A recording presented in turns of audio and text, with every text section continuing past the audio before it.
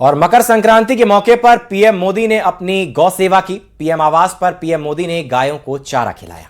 गोरखनाथ मंदिर में सीएम योगी आदित्यनाथ ने गुरु गोरखनाथ को विधि विधान से आस्था की पवित्र खिचड़ी चढ़ाई। इस मौके पर बिहार, दिल्ली, नेपाल और देश के कई हिस्सों से श्रद्धालु यहां पहुंचे थे। देखिए रिपोर्ट।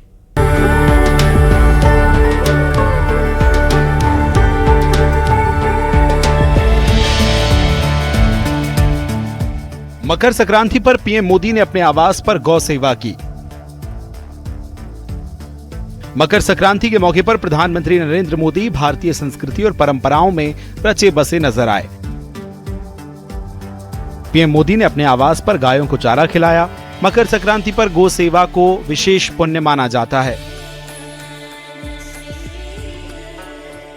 पीएम मोदी ने अपने ब्लॉग में सोमनाथ स्वाभिमान पर्व के दौरान सोमनाथ यात्रा में लोगों ने काशी तमिल संगमम और सौराष्ट्र तमिल संगमम जैसे प्रयासों की सराहना की।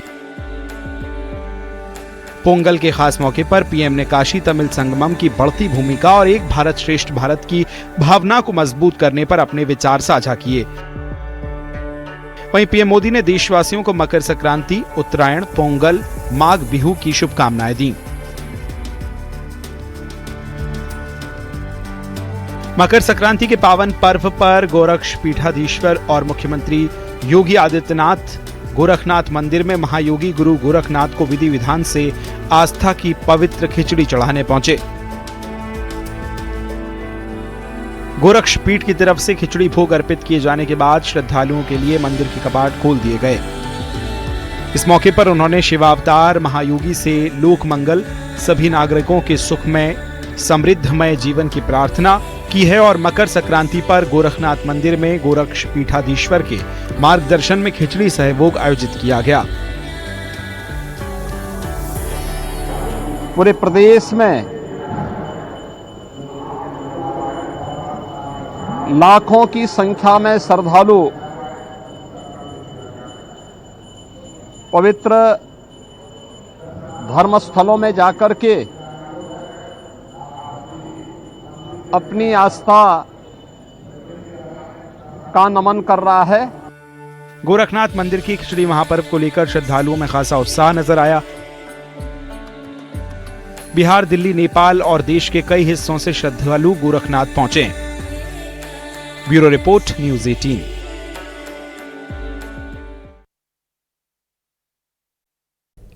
मायावती ने अपने 70वें जन्मदिन पर एक प्रेस कॉन्फ्रेंस की, जिसमें उन्होंने 2027 चुनाव को लेकर ब्राह्मण कार्ड खेल दिया है। मायावती ने कहा है कि बीएसपी सरकार में ब्राह्मण को पूरा सम्मान मिला, जबकि बीजेपी सरकार में ब्राह्मणों की उपेक्षा हुई। साथ ही मायावती ने विधानसभा चुनाव में अकेले लड़ने का भी ऐलान किया है। मायावती के बयान पर बीजेपी और एसपी ने पलटवार किया। देखिए रिपोर्ट।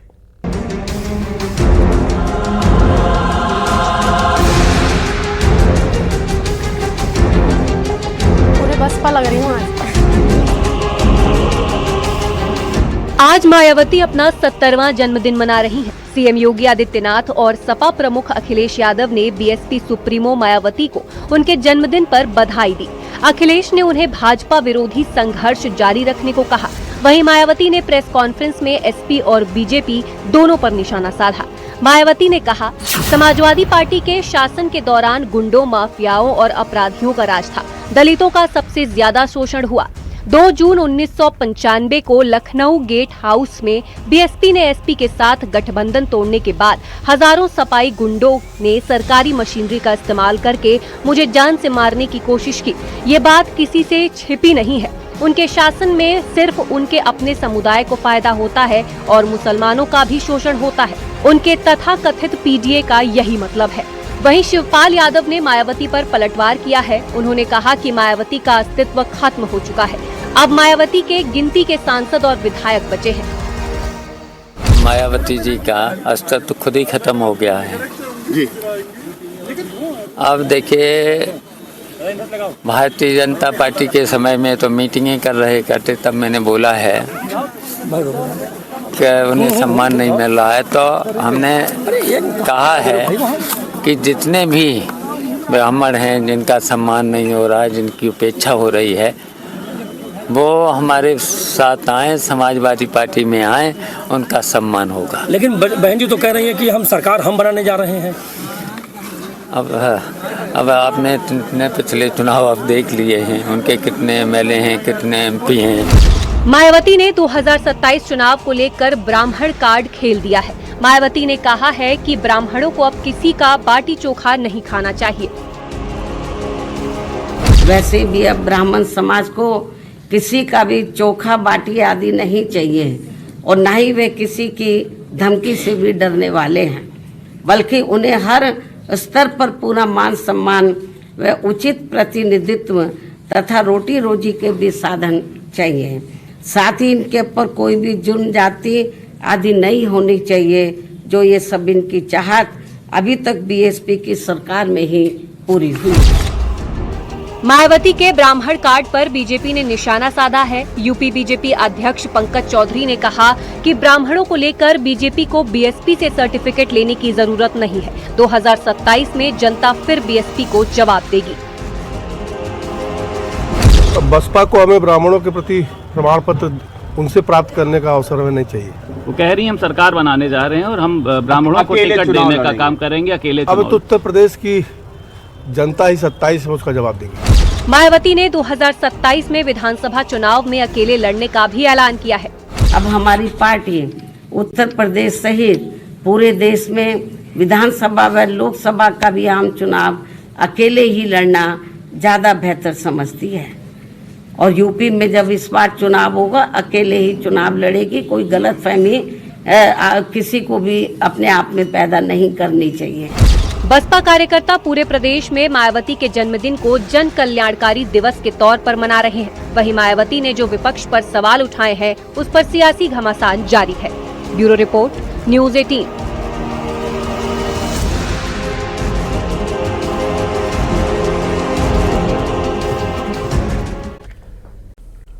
नमस्कार, बहुत स्वागत है आपका। खबर असरदार देख रहे हैं आप और मैं हूं आपके साथ रितु सिंह और मैं हूं आपके साथ वैभव कृष्ण भोंडले। देश की सबसे अमीर नगरपालिका बृहन्मुंबई महानगरपालिका यानी कि बीएमसी समेत महाराष्ट्र की 29 नगर निगमों के लिए मतदान की प्रक्रिया पूरी हो चुकी है।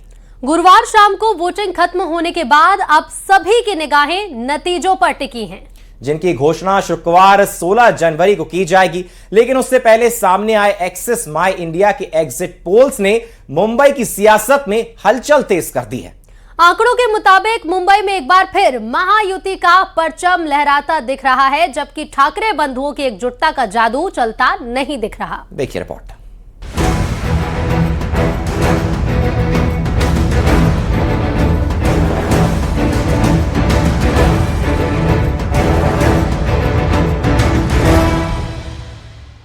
महाराष्ट्र में 29 नगर निगमों के लिए मतदान पूरा हो गया है। शाम 5:30 बजे तक मुंबई सहित ठाणे, नवी मुंबई, पुणे, नागपुर और अन्य प्रमुख नगर निगमों में वोट डाले गए, जिसमें आम से लेकर खास सभी ने बढ़ चढ़कर अपने मताधिकार का इस्तेमाल किया।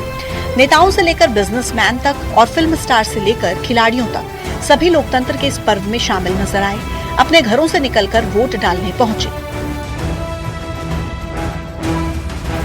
वैसे तो महाराष्ट्र में 29 नगर निगम है, लेकिन सबकी नजर बीएमसी यानी बृहन्मुंबई महानगरपालिका पर है और सवाल एक ही है कि आखिर कौन बनेगा मुंबई का किंग। बीएमसी की 227 सीटों पर 1700 उम्मीदवार चुनावी मैदान में हैं, जहां सत्ताधारी महायुति की सीधी टक्कर ठाकरे ब्रदर्स की सेना से है, जो 20 साल के बाद बीएमसी चुनाव में साथ आए हैं। बीएमसी चुनाव के दौरान वोटिंग के बीच सियासी बयानबाजी भी तेज दिखी।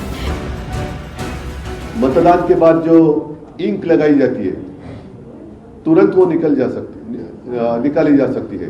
ये तो गंभीर है और ये मुझे कुछ फोन भी आए और आपके टीव्ही चॅनल पर मैंने देखा भी। त्याची स्पष्टता ही निवडणूक आयोगाने द्यायची, ते देत नाहीयेत। मागितल्यानंतर पत्र पाठवल्यानंतर पण ते देत नाहीयेत आणि आज तर अजूनच वेगळं काहीतरी की बाबा आजपर्यंत ती इंक लावली जायची, बरं का। आता काहीतरी नवीन पेन आणलंय आणि ते पेन मध्ये इतक्या तक्रारी सगळ्या बाजूनी येत आहेत की तुम्ही बाहेर पडल्यावरती त्याला जर सॅनिटायझर लावलं तर ती शाई जाते। चुनाव प्रक्रिया पर सवाल उठे तो जवाब सत्ता पक्ष की तरफ से भी आया। पलटवार में कहा गया कि विपक्ष पहले से ही हार का बहाना तलाश रहा है। देखिए, अभी मैंने ये मार्कर मेरे को लगाया हुआ है। अब इसको मिटा के दिखाइए, देखिए कहीं मिट रहा है, देखिए आपके सामने कर रहा हूँ कहीं मिट रहा है। ऐसा है कि हो सकता है कि किसी का इसके ऊपर ऑब्जेक्शन हो, इलेक्शन कमीशन ने देखना चाहिए, और कुछ इस्तेमाल करना है तो करना चाहिए। मैं तो बोलता ऑयल पेंट करना है तो ऑयल पेंट करिए, चुनाव निष्पक्ष होने चाहिए। अभी मैंने चुनाव आयोग से भी बात की, वो बोले 2012 से यही इनको हम इस्तेमाल कर रहे हैं। तो विपक्ष को पता है कि वो पराजित हो सकते हैं, इसलिए पहले से ये जो कारण है वो ढूंढ रहे हैं। बीएमसी को ठाकरे परिवार के गढ़ के रूप में देखा जाता है, इसलिए बीएमसी चुनाव को उद्धव ठाकरे के लिए सबसे बड़ी राजनीतिक परीक्षा माना जा रहा है। राज ठाकरे के साथ गठबंधन के बावजूद जमीन पर इसकी चुनावी ताकत को लेकर सवाल बने हैं। नतीजे कल आएंगे और पता चलेगा कि बीएमसी की बाजी कौन जीतेगा, मुंबई की चाबी किसके हाथ लगेगी। एक्सिस माई इंडिया के एग्जिट पोल के हिसाब से बीएमसी के 227 वार्ड में से बीजेपी गठबंधन को 131 से 151 सीटें मिलने का अनुमान है। यूबीटी को 58 से 68 सीटें मिल सकती हैं। फिलहाल असल नतीजों के लिए कल तक का इंतजार करना होगा। Bureau report, news 18।